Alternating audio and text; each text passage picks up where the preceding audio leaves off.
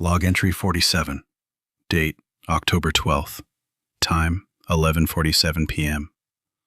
This is Security Officer Thomas reporting from the basement archives of Millbrook Elementary.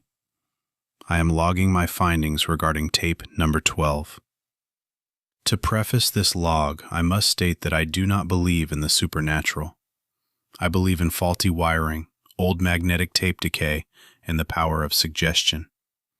However, what I am about to describe cannot be explained by static interference. I found tape number 12 in the back of the metal cabinet. It was unlabeled, unlike the others which are clearly marked with dates. The plastic casing was covered in a fine gray dust. When I inserted it into the playback unit, the screen flickered to life with a low hum. For the first 2 minutes, it appears to be standard security footage.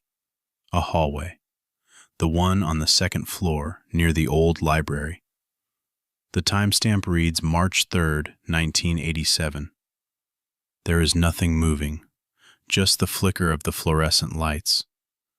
But at exactly the 2-minute and 14-second mark, I noticed the anomaly. There is a figure. It is standing at the far end of the hallway. It is tall, unnaturally tall. The resolution is too poor to make out facial features, but I can tell you this: it has no shadow.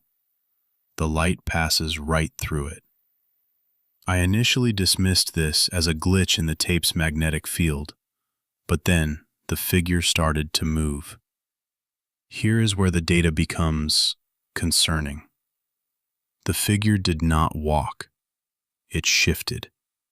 It flickered between the end of the hallway and the middle of the hallway, skipping frames. I watched it closely. The movement was not random. It was mimicking me. When I leaned forward to look at the monitor, the figure leaned forward in the recording. When I sat back in my chair, I swear to you, the figure straightened its posture. I checked the timestamp on the tape. 1987. This video is 39 years old. It cannot see me. It cannot hear me. And yet, it knows I am here. I decided to run a test. In the recording, the figure was standing still. I raised my left hand slowly. On the screen, the figure raised its right hand. I tapped my finger on the desk 3 times. The figure tapped the wall 3 times. I stopped the tape. I rewound it to the 2-minute mark.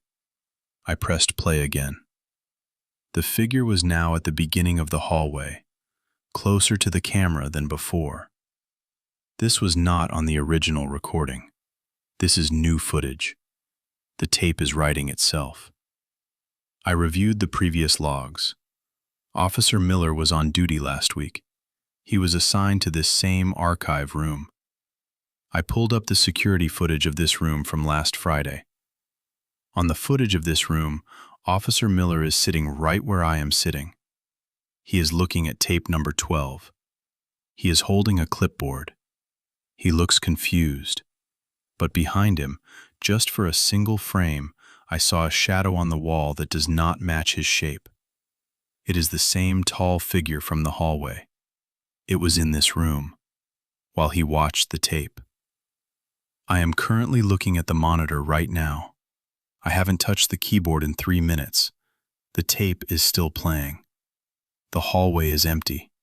There is no figure. It's just the flickering lights. But my back is to the door right now, and I just heard the door handle to this basement archive room turn. It made a distinct metallic creak. I am going to turn around now. It's standing right behind